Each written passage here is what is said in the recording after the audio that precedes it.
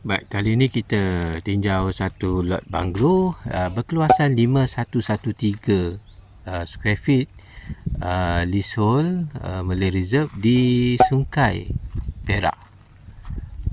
Tak jauh daripada tol Sungkai. Nama kampung ini adalah Kampung Muhibah.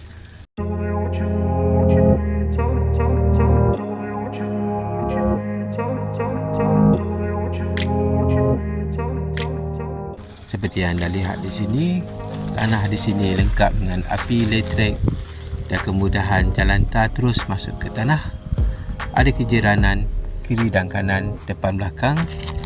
Berkeluasan 5113, bukaannya 50 dan panjangnya 100.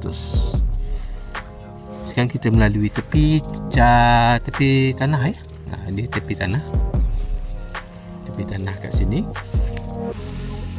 Dan ini adalah sebahagian tanahnya dibersihkan oleh kiran, dan terdapat ada 1-2 pokok yang tanam dalam tanah ni. So, inilah tanah dia rata, tak perlu ditambah dan bebas banjir.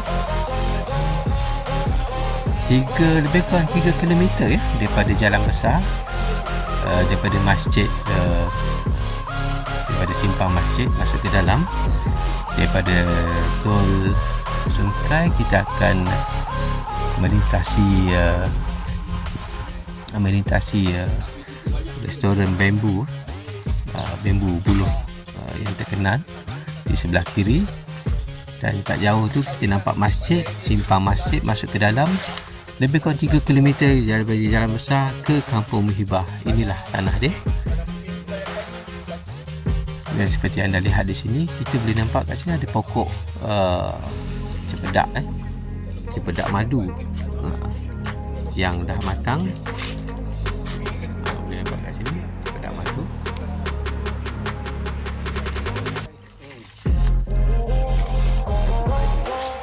And then ada pokok durian pokok air durian.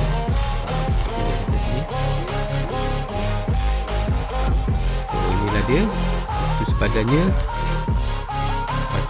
di sini. Batu sepadannya di sini terus tarik ke depan.